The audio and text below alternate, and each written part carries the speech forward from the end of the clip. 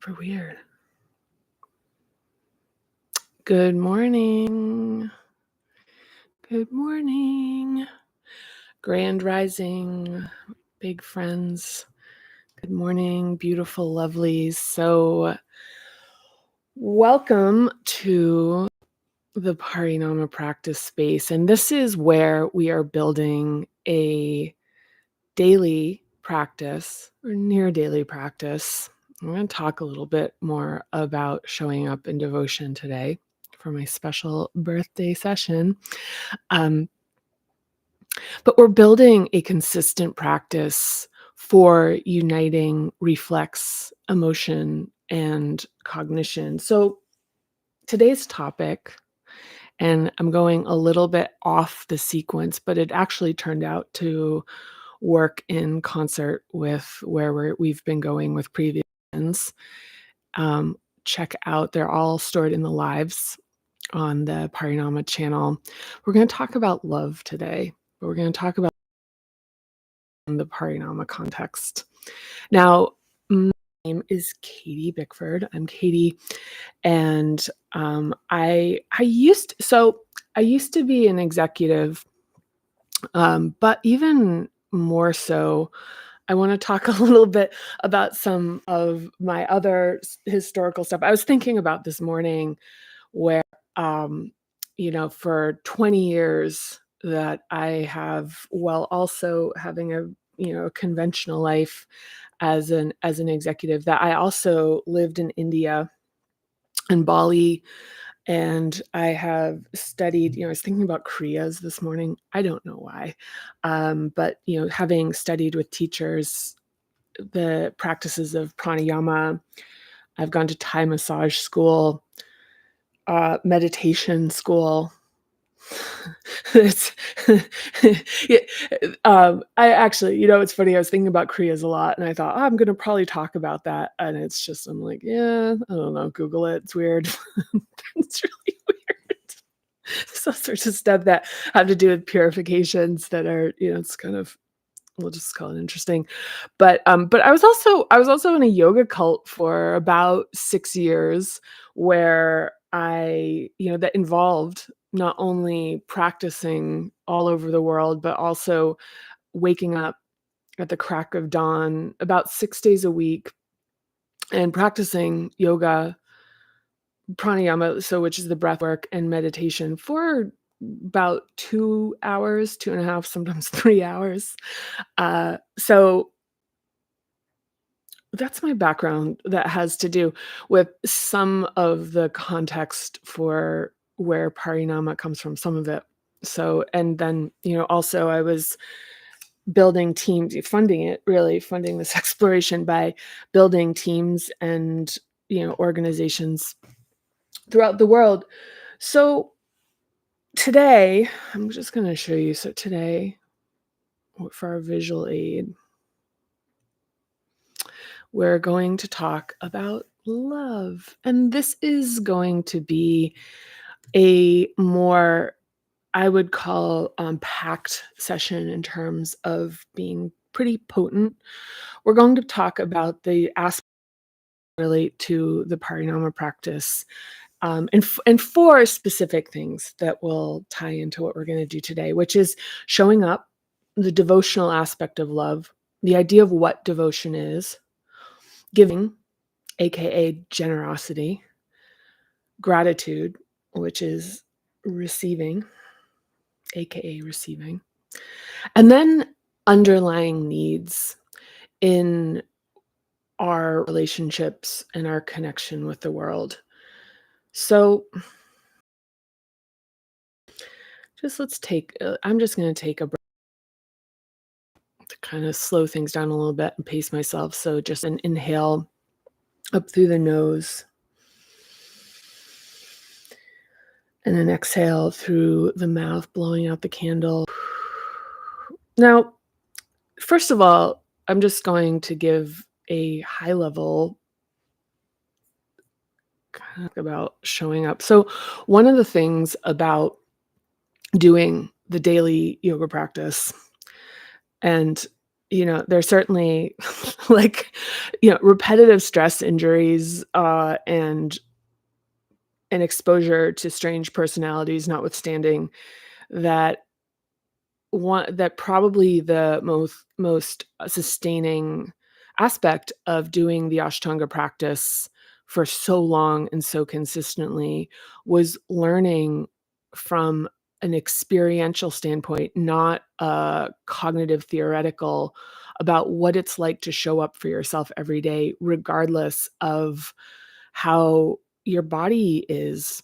So, in maybe a previous life or a previous formation, I would really, I'd be like, I don't feel well enough to do yoga. But the point of, for me was that I came to the mat every day, and in Ashtanga, you do the same sequence. So experiencing the ups and downs just within a body that's living a life and showing up for that every day and experiencing that in a long-term format, I started to really understand deeply this particular aspect of love, which was that the days where my body was stiff, it felt terrible. Maybe, my digestion was weird, or I had a headache, or I felt exhausted, or um my body just felt that kind of like had that like icky feeling in it, that those days were the ones that when I showed up and practiced through them, those days were the ones that really created the security in my practice, where when I knew I could show up for that, I knew that I could rely on myself, and I started to physically be able to like somatically bring that into my body. So as far as devotion is concerned, it's about an integrity of showing up for the things that matter to you. So an important aspect of this is that you're showing up for something that matters to you, and the best possible option you have for the day. And so, that's one of the yeah, I mean, I think that's an important part. And of course, there's nuance in this, but for the sake of Parinama School today, I'm going to leave it at that for showing up, which is one of the real pillars for love and connection, and the connection that we have within ourselves, and how that connection we have with ourselves extends out into the world through with by I guess I'll reuse the word manifesting in the types of connections that we have with other people. So giving, so these other two components, and then we're going to talk about needs after we do an exercise. The giving component, so it's giving and receiving. And, I look at this and I frame this in the Parinama practice as, you have like the inhale, exhale. So it's what you take in and what you give out. And I'm bringing breath into this because this notion and experiencing it somatically, like in the felt sense of the body, for me, had really helped with understanding this concept. And so it's almost like you have a intake and an outtake valve. And so for giving, being generous, if you recognize that as being something that comes really easy to you, or with receiving or taking is this sort of, negatively connoted terminology for it, but receiving is actually, of course, it's stigmatized, but but we're going to talk a little bit about it, today. Is that the gratitude practice? When people are, doing gratitude journaling, reflecting on what they're grateful for, it's really about being able to receive.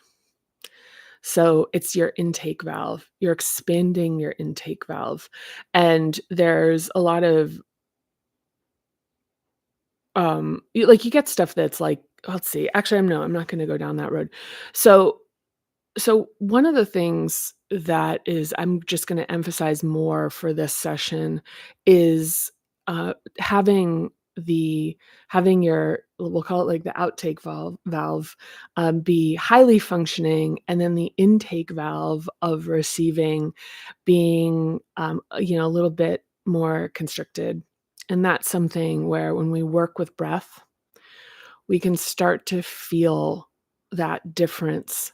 And so as a breathing exercise, just first we're just going to do an inhale and an exhale, and then we're going to do a hold and a little bit of a noticing. So starting with an inhale through the nose,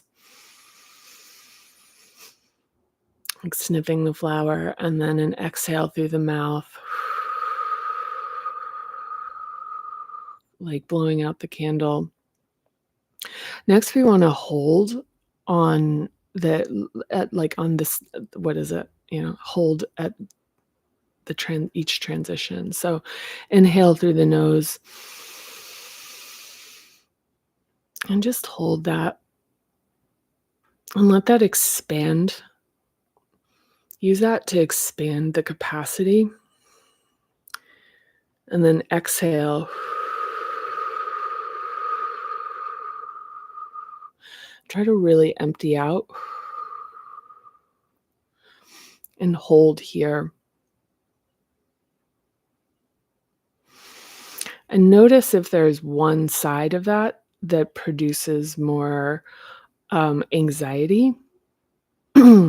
Usually in this particular case, we're going to be talking about holding the exhale.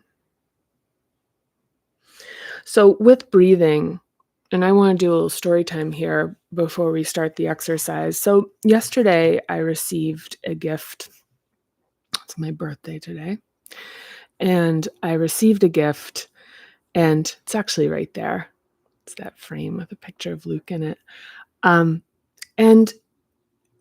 that I had it brought a lot of really positive feelings. It was this beautiful box, and there were there was all sorts of other accoutrements in it. It was a beautifully wrapped present, and gorgeous card with like really incredible sentiments in it.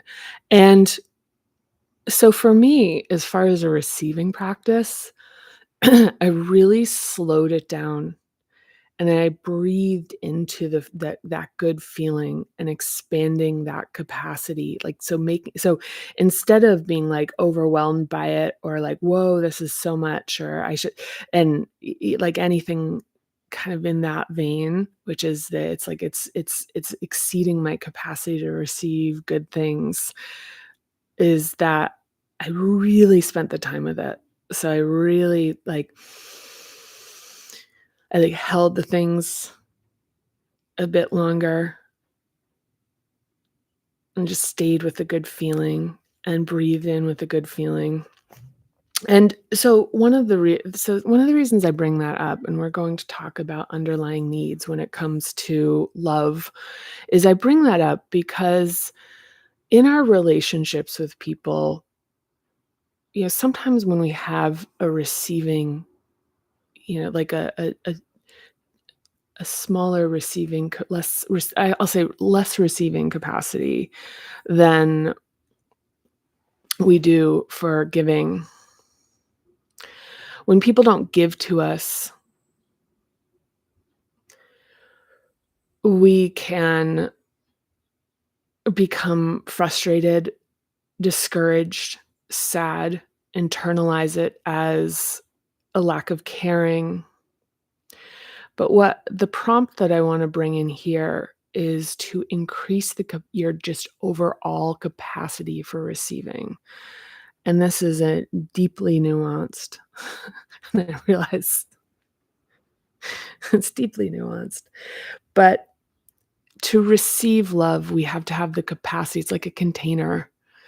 And so to be able to receive good things and not just say, oh, wow, okay, great, thank you, just to really savor it and to feel it and grow our capacity to experience and receive love We can do physical practices that make it physically comfortable to be able to, and this is where we're uniting reflex, emotion, and logic, where we're bringing it into our body to be able to receive the things that we crave.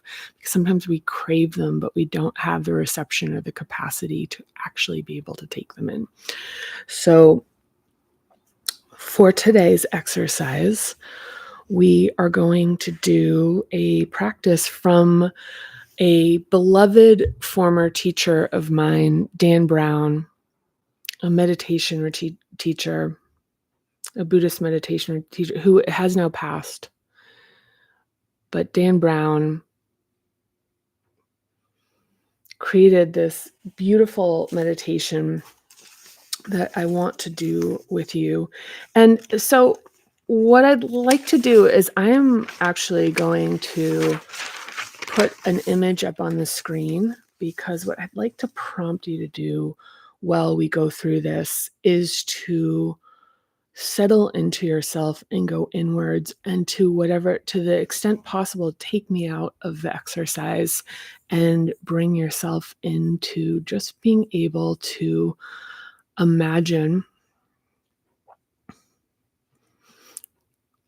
this and concentrate. So this is a moving image. Well, it does stop after a couple of seconds, so I wanted it to go on. But so we're going to begin the exercise, and at the end of the exercise, we'll do a little bit of an exploration and talk about some of the cognitive aspects of this for grounding this in our lives, and do a little bit of breathing practices to kind of support. So you'll see on the other side of this. But all right, so settle into yourself and imagine yourself as a young child. Only in this scene, imagine that you grew up in a family different from your family of origin, with a set of parents ideally suited to you and your nature. And bring to mind a scene of them being with you that would lead to feeling absolutely secure in the attachment relationship. Absolutely secure. And since imagination creates new possibilities, you can shape and reshape the scene in any ways you want until it feels just right. In this scene, notice in particular the ways they are being with you that leads you to feel completely secure in the relationship. Let the scene fade. Now bring to mind a second scene with these ideal parents being with you in a way that makes you feel completely safe and protected. These parents know how to provide you with a safe haven. They are fiercely protective, but never overprotective. So imagine specifically their ways of being with you that would make you feel completely safe and protected as a child. When you imagine the details of this scene, notice the way their being with you leads you to feeling so very safe and protected. Notice the effect that has on your state of mind. Let the scene fade and imagine another scene with these ideal parents. Imagine them being so carefully attuned to you. These parents are completely present. You know, as you imagine it, that they're really interested in everything that you do. They're interested in every change of your behavior. You can sense the ways they track all the developmental changes you go through as a child. They're so carefully attuned to you and interested in all of these changes. But as you imagine this scene, What's most important is that you imagine in such a way that they're carefully attuned, not simply to your behavior, but they're attuned to your internal state. These parents are constantly wondering out loud about what you feel, what motivates your behavior. They're interested in what you think and how you put together your world, so you feel deeply seen and known by them. Imagine parents that are carefully attuned to your internal state, not just your behavior. Notice the effect that that has on your state of mind. Let the scene fade. Now imagine a time as a young child when you were emotionally upset about something. But only this time, you imagine that you grew up with a family different than your family of origin, again, with these ideal parents. And they see right away how upset you are. And imagine they respond to you in just the way you most need. Notice how they approach you, the physical closeness that they offer to you, the comfort physically, the verbal reassurance. Imagine them comforting you in all the right ways. Notice the effect that has on your state of mind. Let the scene fade and imagine another scene with these ideal parents as a young child. Imagine them being with you in a way that is absolutely open and expressive about their delight in everything you do. These ideal parents are not subtle. They are consistently and openly expressive about their joy in everything you discover. But more importantly, these ideal parents are openly expressive about their joy in your being. You know you are a deep source of joy, and everything you do in life brings them great pleasure. You can feel it when you're around them. Notice the effect that has on your state of mind. To have parents that are openly expressive with their delight in everything you do, but more importantly, their delight is in your very being. You are the deepest source of joy and satisfaction to them in so many ways, and you can feel it. Notice the effect that has on your state of mind. In particular, notice the effect it has on your esteem. Let the scene fade. Imagine another scene with these ideal parents, and you're exploring something new, and you have their absolute support. These parents are openly supportive to you. They encourage you to explore and discover in your own ways. They want you to bring out your best and strongest sense of self. They're not threatened by that. They have no agenda for you. They just want you to discover all that you can be and have the strongest sense of self. Imagine the scene that you're exploring and discovering something new with their complete and absolute support, bringing out the best and strongest sense of yourself that you can be. Notice the effect that has on your state of mind. Imagine what it would have been like, what your sense of self might have been like had you grown up receiving that kind of support at every step of your development, your best, strongest, unique sense of self. Lastly, there's something you needed as a child growing up that repeatedly over and over again you never quite got. Bring that feeling to mind now.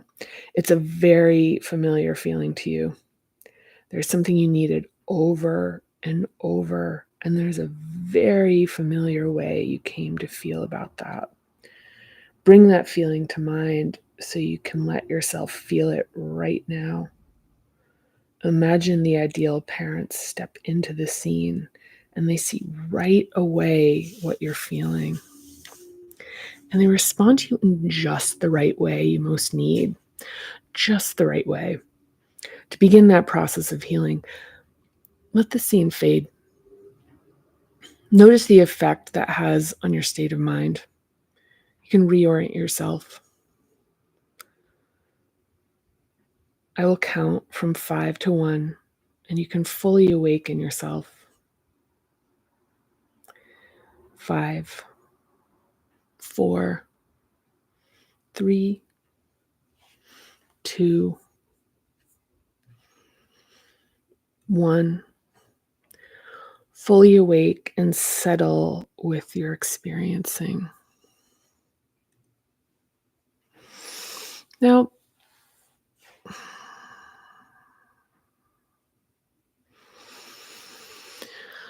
just settle in for a moment.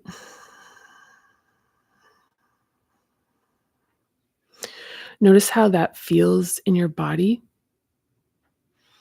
If there's any place, if emotions are rising up, if it feels good, if it feels sad, if it feels overwhelming.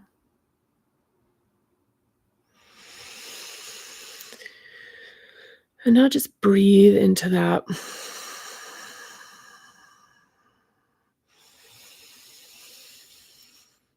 And on the inhale, look to just expand your capacity just a little bit to create some ease and a little bit of activation with an inhale. And then lengthen and exhale.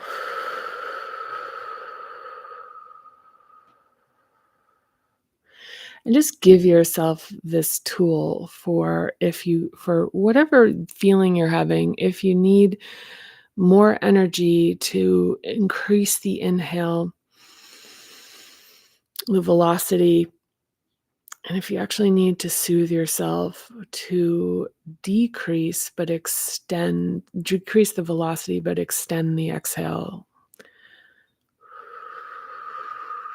delicately. So, in that exercise, one of the things that we encounter, and this has to do back with the idea of love and our capacity for showing up, giving, and receiving, but the underlying needs that we have when it comes to our relationships with people, we can show up with a lot of behaviors that can feel like they make no sense to us, or they're self-sabotaging, or they just surprise us, where they get us a result that's different than the outcome that we want. So behaviors that are arising. And so for the purpose of that exercise here is to trace back to the core needs that drive all of our behavior, which is the need for safety and protection, to feel safe and supported. This is something that is dramatically underrepresented in terms of how folks understand the importance of attending to this need. In the interest of time, I'm just going to keep going. Attunement. So receiving somebody's complete and concentrated attention. Soothing and comfort. Experiencing affection. Express delight, being cherished and adored. Support and encouragement for your self-development. So being seen and listened to by someone who wants to understand you.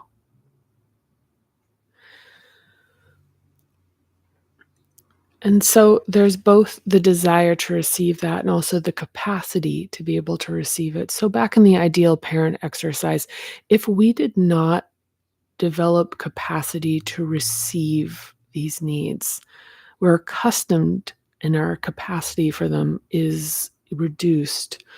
So in a parinama practice, and as we get deeper into it together in these morning sessions, that what we're doing is we're increasing our capacity, our self-awareness, so our physical capacity, our emotional capacity, and our awareness of the capacity for all of these facets of what it feels like to be loved. And our ability to receive these things and our ability to give them. And the ability to stay with ourselves and keep showing up and trying, even when we have the days, weeks, months where we feel like we have really fallen short and disappointed ourselves. Any time that downturns lowered, sort of showing up at lower voltage, we view these things as being representative of some true nature of ourselves rather than just one facet of our existence. That's something with this practice that we are vigilantly working against, is to get to a place where we assume the best in ourselves, and at our worst we can stay with ourselves and feel, and first of all take accountability, of course, but not drown ourselves in the sense of worthlessness or shame, that we can stay with ourselves. So that is it for today's practice. Thank you for joining me. I'm just thinking about, I did not bring, so yeah, I mean, I guess that's my takeaway, that love is about showing up for yourself. It's about giving and receiving, and it's about understanding what these fundamental needs are that play out in all of our love relationships. And if we had more time, I would go through how each of these needs is connected to one of the hubs, specifically safety and security first hub, attunement second. Then we get into support and encouragement of self-development is third hub, and express delight, or actually soothing and comfort, we're getting into fourth, and then express delight fifth, and onward. So we work through these things bit by bit, row by row, we get there. But so what is my recommendation for today? I want to give a low cost, no cost recommendation.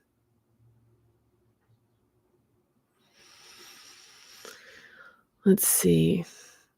Go outside today. That's my recommendation. Low cost, no cost. It just, even for a second, to step outside and just touch a plant, hug a tree, touch grass. Tweak. That's my low cost, no cost recommendation of the day. I'll try to do better next time. But I'm sending you lots of love. This was a great way to start my birthday, and I can't wait to see you next time when we are going to talk about, tomorrow morning actually, relaxation techniques, and specifically as they relate to the adaptations in the hub. So the shrinking adaptation where we make ourselves smaller, or the inflating where we overcompensate and make ourselves like kind of inflated, I guess. I don't even want to say bigger. So that's it for today. And thanks again. Bye for now.